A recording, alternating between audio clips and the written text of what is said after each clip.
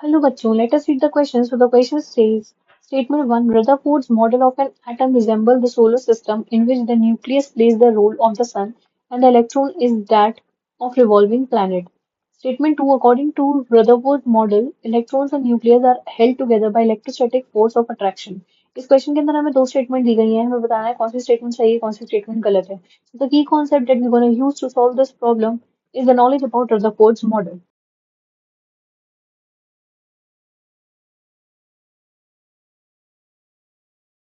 Let us come to the solution.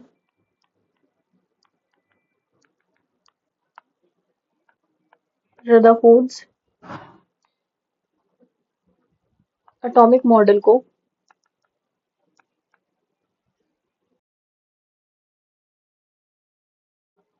Basically Rutherford model के according जो atom था उसके अंदर टाइनी डेंस न्यूक्लियस प्रेजेंट होता है और पॉजिटिवली चार्ज्ड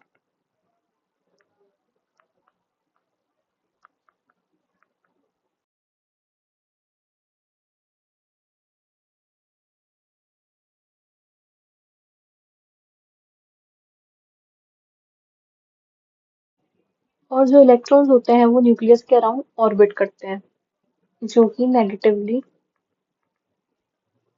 चार्ज होते हैं एंड प्रोटॉन्स एंड इलेक्ट्रॉन्स के बीच में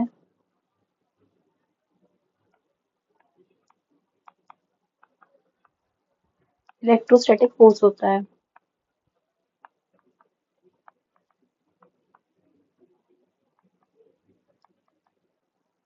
बेसिकली सेंटर में न्यूक्लियस जिस तरह से सन सेंटर में प्रेजेंट होता है उस तरह माना गया था और जो इलेक्ट्रॉन्स होते हैं जिस तरीके से प्लैनेट्स होते हैं और वो ऑर्बिट करते हैं अराउंड द सन उसी तरीके से इलेक्ट्रॉन्स ऑर्बिट करते होते हैं around the nucleus.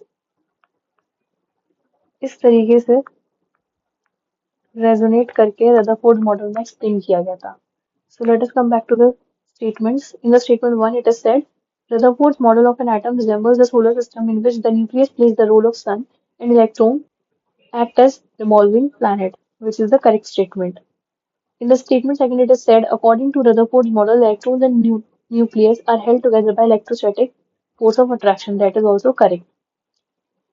So the correct answer and the final answer to this question will be option number A, which says both statement 1 and 2 are correct. I hope you understood it well. Best of luck.